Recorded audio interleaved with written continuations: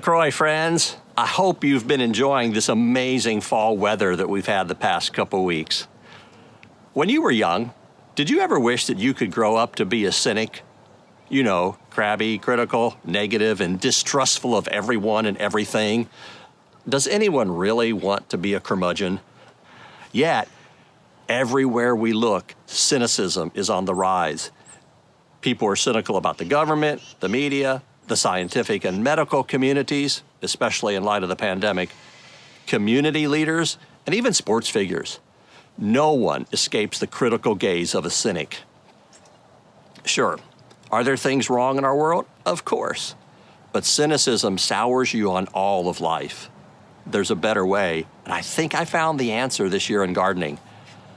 I'm filming this in my backyard in front of some of my potted plants. For years now, in the spring, I've put together planters, mixing and matching plants. It's a hobby I've had for over 25 years now. I've had some turn out so beautiful they could be in magazines.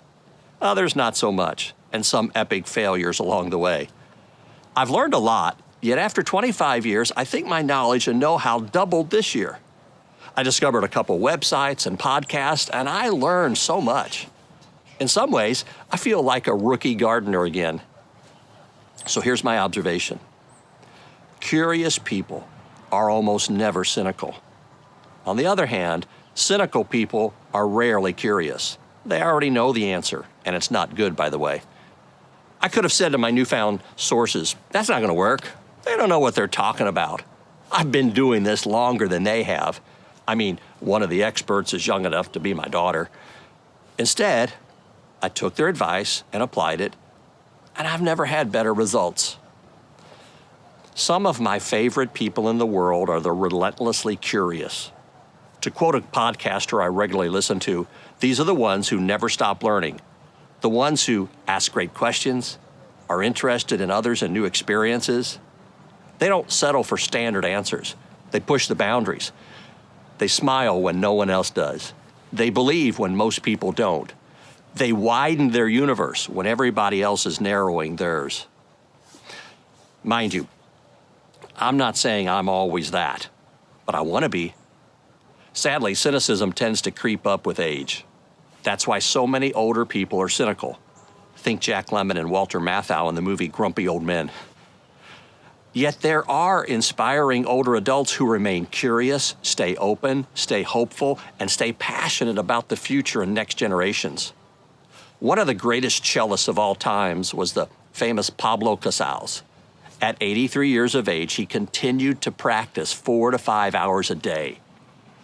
Someone asked him once why he did that, and he said, because I think I'm making progress. I love that spirit.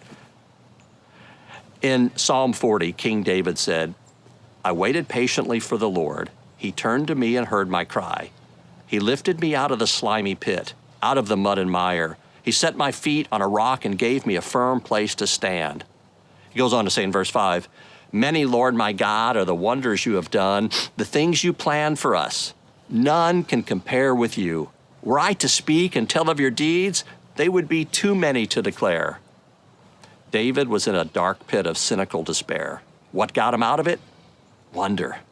Focusing on God and knowing that his wonders are too numerous to count. Only the curious can have hearts of wonder because they're always looking to see something new. Here's my invitation. If cynicism is creeping into your heart, acknowledge it and put your focus on God, whose wonders are too many to count. Focus on the wonders of his love. Have you ever noticed that kids are never cynical?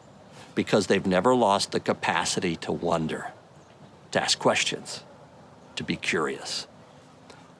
This is a glorious world. This is my Father's world, after all. So stay curious, my friends.